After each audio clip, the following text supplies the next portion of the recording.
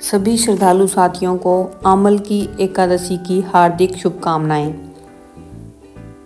फाल्गुन मास के शुक्ल पक्ष की यह पावन एकादशी भगवान श्री हरि को अत्यंत प्रिय है।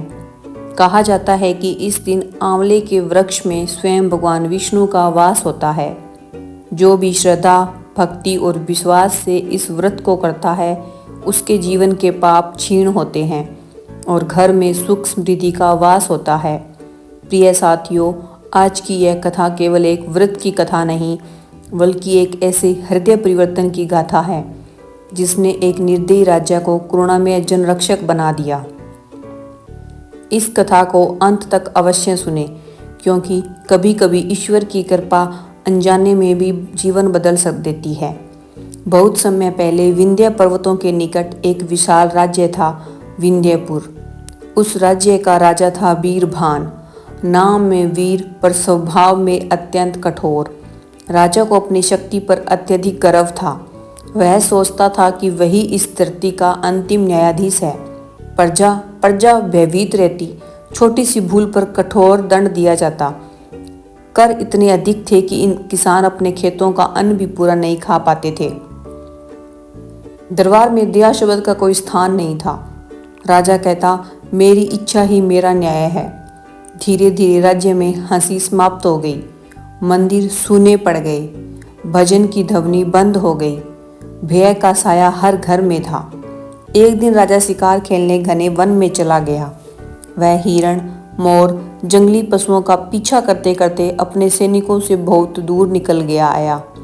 सूर्य अस्त हो गया, अंधकार घना हो गया। राजा को पहली बार अकेलेपन का भय अनुभव हुआ। भूख प्यास से व्याकुल वह जंगल में भटकता रहा। तभी दूर उसे दीपक की हल्की सी लो दिखाई दी। वह आगे बढ़ा और देखा, एक विशाल आंवला वृक्ष के नीचे कुछ साधु संत हरिनाम से कीर्तन कर रहे थे। वातावरण में ओम नमो भगवते वासुदेवाय की मधुर ध्वनि गूंज रही थी। राजा थक कर वहीं एक ओर बैठ गया। उसने दिन भर कुछ खाया पिया नहीं था। अनजाने में वह आमल की एकादशी का व्रत कर चुका था। रात भर वह वहीं बैठा रहा। पहले उसे भजन व्यर्थ लगे, फिर धीरे धीरे उन शब्दों ने उसके हृदय को छूना शुरू किया। उसकी आंखों के सामने उसके अत्याचारों के दृश्य आने लगे। रोती हुई माताएं, भूखे बच्चे, निर्दोष किसान। उसका हृदय पहली बार कांप उठा। प्रातःकाल जब सूर्य की किरणें आंवले की पत्तियों से छनकर आई, एक वृद्ध संत ने उसे देखा और प्रेम से पूछा, वत्स, कौन हो तुम? राजा रो पड़ा, मैं वही पापी राजा हूं जिसने अपनी प्रजा को दुख दिया। संत मुस्कुराए, आज आमल की एकादशी है। तुमने उपवास किया, हरिनाम सुना और पश्चाताप किया। यही सच्ची शुरुआत है। जाओ, प्रजा की सेवा ही तुम्हारा प्रायश्चित है। राजा ने संत के चरणों में प्रणाम किया। राजमहल लौटकर राजा ने दरबार बुलाया। सब लोग भयभीत थे, पर आज राजा सिंहासन से नीचे खड़ा था। उसने कहा, मैं अपने पापों के लिए क्षमा चाहता हूँ। आज से राज्य धर्म, न्याय और करुणा से चलेगा। कारागार खोले गए, निर्दोषों को मुक्त किया गया, किसानों के कर माफ हुए, जिनकी संपत्ति छीनी गई थी उन्हें लौटाई गई। राजा स्वयं प्रजा के बीच जाने लगा। विद्यालय खुलवाए, अस्पताल बनवाए, तालाब और कुएं खुदवाए। मंदिरों में पुनः भजन गूंजने लगे। अब लोग उसे अत्याचारी नहीं, जनरक्षक कहने लगे।